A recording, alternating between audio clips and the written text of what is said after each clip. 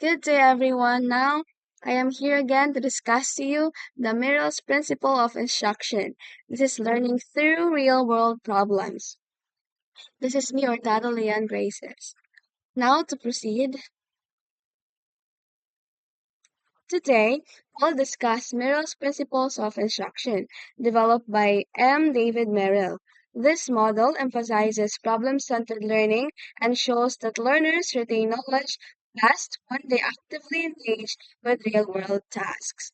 So, there includes an exposure between students for them to be more actively engaged towards tasks that would give them real experiences.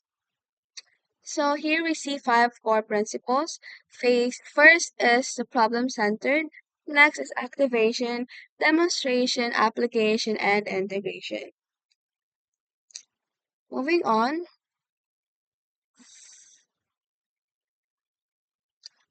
first, here is the problem centered. Problem-centered learning means instruction starts with real-world problems, as I've mentioned earlier. Students are more motivated and remember content better when solving authentic tasks instead of memorizing isolated facts. So it is true that students are more motivated to remember content better when they themselves are exposed to such experience or such task.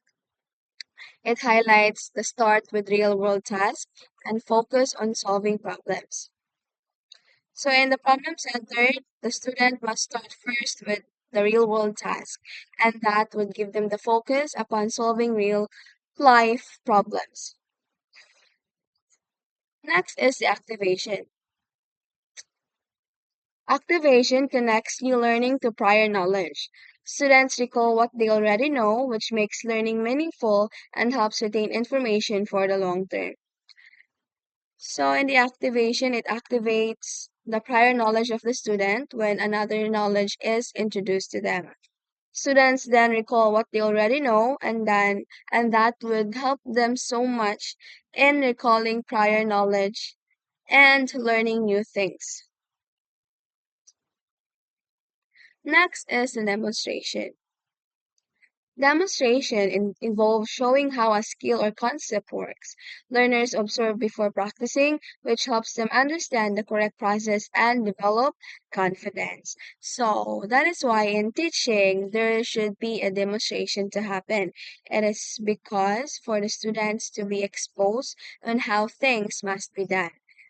And of course, it doesn't just show how things must be done, but it models the process. And that would be grasped upon them watching, upon them learning, upon them listening. Next, to move forward, is the application. So after demonstration, there has to be an application for the students rather. Application allows learners to practice and apply knowledge. Feedback helps them correct errors and improve understanding, which is critical for skill development.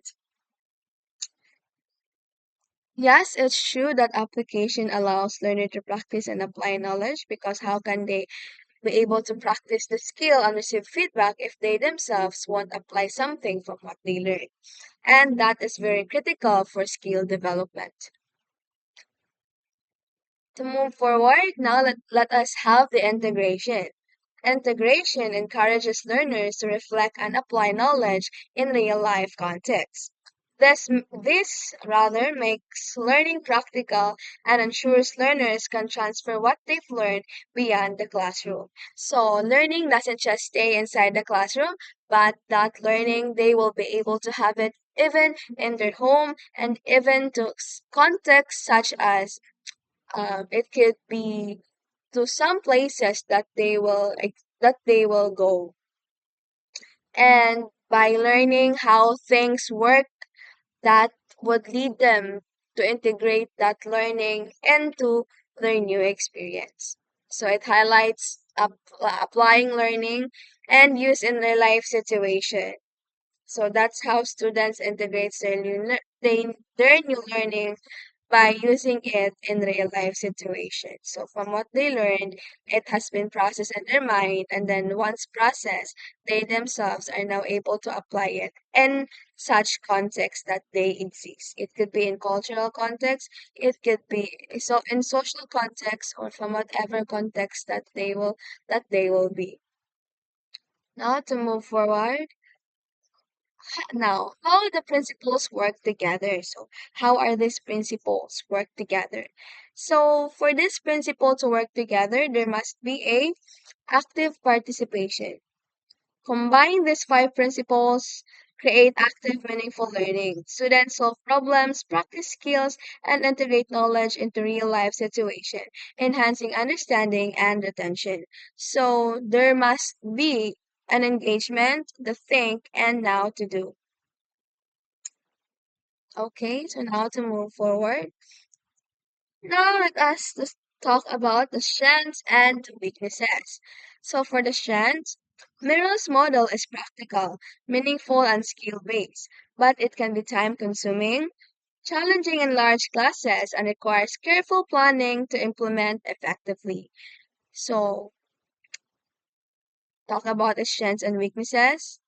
When we say it's practical, when we say it's meaningful, when we say it's skill-based and engaging, of course, on the other hand, it is time-consuming, it needs careful planning, and challenging in large classes.